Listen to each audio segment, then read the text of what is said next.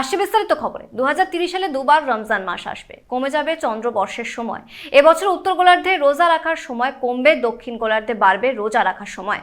2030 সালে ইসলাম ধর্মের পবিত্র রমজান মাস পালিত হবে দুবার। মনে করা হচ্ছে 2030 সালের প্রথম রমজান শুরু হবে 5ই জানুয়ারি থেকে, দ্বিতীয়টি শুরু হবে 26শে ডিসেম্বর থেকে। 2030 সালে চন্দ্রবর্ষ 11 দিন কম হওয়ায় ওই বছর দুবার রমজান পালিত হবে। ইসলাম ধর্মাবলম্বীদের পবিত্র মাস মাহে রমজান শুরু হয় চাঁদ দেখে। সৌদি আরবে প্রথম চাঁদ দেখে রমজানের ঘোষণা করা হয়, তারপর গোটা বিশ্বের বিভিন্ন দেশে সেই সূচি অনুযায়ী রমজান পালিত হয়। ভৌগোলিক অবস্থানের ভিত্তিতে 12 থেকে 15 ঘন্টা রোজা রাখতে হয়। এবছর চাঁদ দেখার উপর ভিত্তি করে 18 অথবা 19 তারিখ থেকে শুরু হবে পবিত্র মাহে রমজান। এবছর উত্তর গোলার্ধে বসবাসকারী বিশ্বের প্রায় 90% মানুষের জন্য রোজার সময় কিছুটা কম হবে। 2031 সাল পর্যন্ত সময় কমতে থাকবে। ইউরোপ ও আমেরিকার দেশগুলিতে ইসলাম ধর্মাবলম্বীদের প্রথম দিকে রোজা রাখতে হবে 12 থেকে 13 ঘন্টা। মাসের শেষের দিকে সেই সময় ধীরে ধীরে কিছুটা বাড়বে। ঠিক উল্টোটা হতে চলেছে দক্ষিণ গোলার্ধের মানুষদের জন্য। দক্ষিণ গোলার্ধের মানুষদের জন্য রোজার সময় অনেকটা বেশি থাকবে। চিলি, নিউজিল্যান্ড, দক্ষিণ আফ্রিকার মতো দেশগুলিতে বসবাসকারী ইসলাম ধর্মাবলম্বী মানুষদের দীর্ঘ সময়